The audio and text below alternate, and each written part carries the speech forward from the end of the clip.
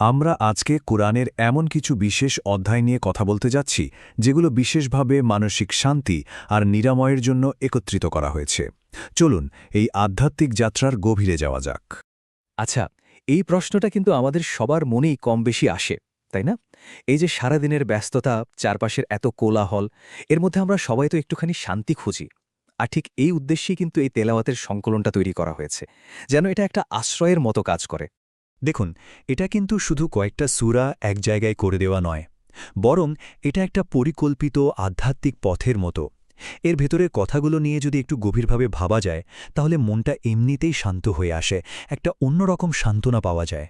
মানসিক শান্তির জন্য প্রথম যে জিনিসটা দরকার, সেটা হলো জীবনের একটা বড় চিত্র দেখতে পাওয়া। আর এই জিনিসটা সবচেয়ে ভালোভাবে আসে গল্প থেকে। সূরা আল কাহফ ঠিক এই কাজটাই করে। কিছু ঐতিহাসিক ঘটনার মধ্য দিয়ে আমাদের দেখায় যে সবচেয়ে কঠিন সময়েও আশা আর সঠিক পথের দিশা কিভাবে খুঁজে পাওয়া সম্ভব। এই গল্পে বিশ্বাসের যে শক্তি দেখানো হয়েছে তা সত্যি অসাধারণ। ভাবুন তো, কয়েকজন তরুণ শুধু তাদের বিশ্বাসকে বাঁচানোর জন্য একটা গুহায় আশ্রয় নিয়েছিলেন, আর আল্লাহ তাদের কি অলৌকিকভাবেই না রক্ষা করলেন। এই গল্পটা আমাদের এটাই শেখায় যে মনে যদি খাঁটি বিশ্বাস থাকে, তার পুরস্কার মিলবেই। হয়তো একটু সময় লাগতে পারে, কিন্তু পুরস্কার নিশ্চিত। এই যে দোয়াটা, এটাই কিন্তু গল্পের একেবারে মূল কথা। মানে ব্যাপারটা শুধু লুকিয়ে থাকা বা আশ্রয় খোঁজা নয়, বরং এটা শেখাচ্ছে যে কঠিন পরিস্থিতিতেও সঠিক পথের জন্য আর আল্লাহর রহমতের জন্য দোয়া করা কতটা জরুরি। সাহায্য চাওয়াটাও যে বিশ্বাসের একটা বড় অংশ, সেটাই এখানে ফুটে উঠেছে। তবে সূরা আল কাহফ মানেই কিন্তু শুধু এই একটি গল্প নয়।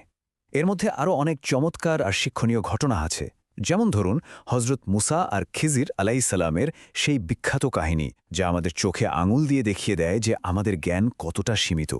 আবার জুলকারনাইনের ভ্রমণের কথাও আছে, যা একজন ন্যায়পরায়ণ নেতার দারুণ এক উদাহরণ। সত্যি বলতে এর প্রত্যেকটা গল্পই যেন জ্ঞানের এক একটা ভাণ্ডার। আচ্ছা, এবার আসি শান্তির দ্বিতীয় ধাপে, আর সেটা হলো কৃতজ্ঞতা।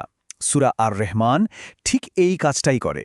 এটা আমাদের চারপাশে ছড়িয়ে থাকা আল্লাহর অগণিত নেয়ামাত বা অনুগ্রহের কথা বারবার মনে করিয়ে দেয়।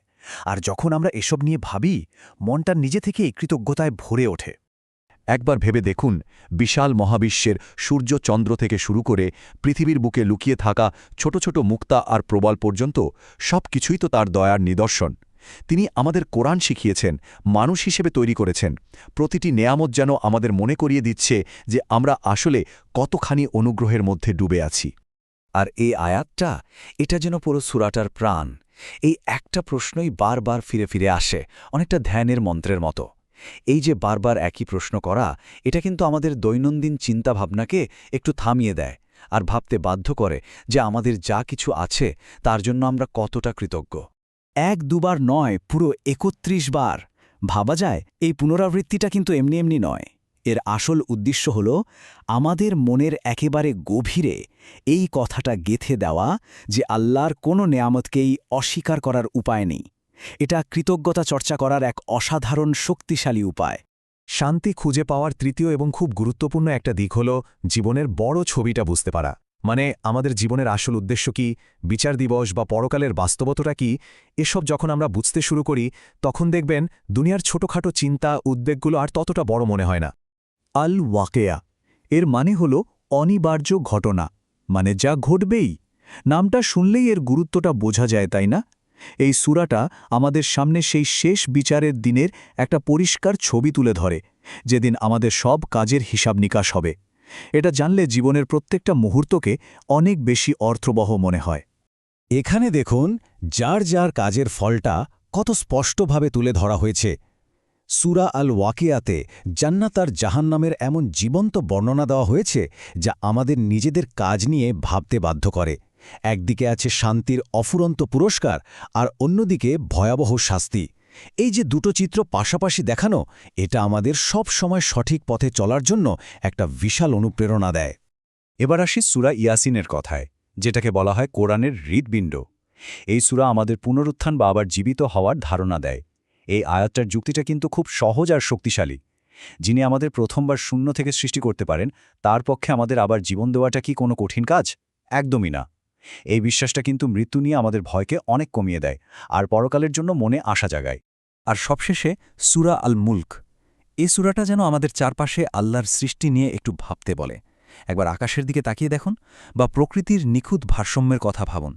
একটু খেয়াল করলেই বোঝা যায় যে এর পেছনে একজন মহান স্রষ্টা আছেন, আর এই উপলব্ধিটা যখন মনে আসে তখন একটা অদ্ভুত শান্তি কাজ করে। স্রষ্টার ওপর ভরসাটা অনেক বেড়ে যায়। তো এতক্ষণের এই আলোচনা থেকে আমরা ঠিক কী শিখলাম? এই সূরাগুলো সব মিলিয়ে কিভাবে আমাদের মনের শান্তির জন্য কাজ করে?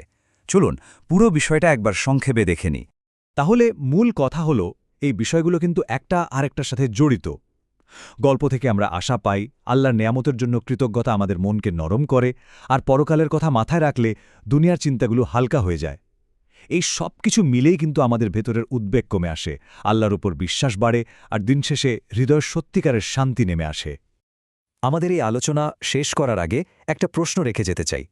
এই যে কোরআনের গল্পগুলো, এগুলো যেমন আমাদের পথ দেখায়, শক্তি যোগায়, ঠিক তেমনি আমাদের নিজেদের জীবনেও কি এমন কোনো গল্প বা বিশ্বাস আছে যা কঠিন সময়ে আমাদের ভরসা দেয়? সেই ব্যক্তিগত আশ্রয়গুলো কি সেটা নিয়ে কিন্তু আমরা ভাবতেই পারি।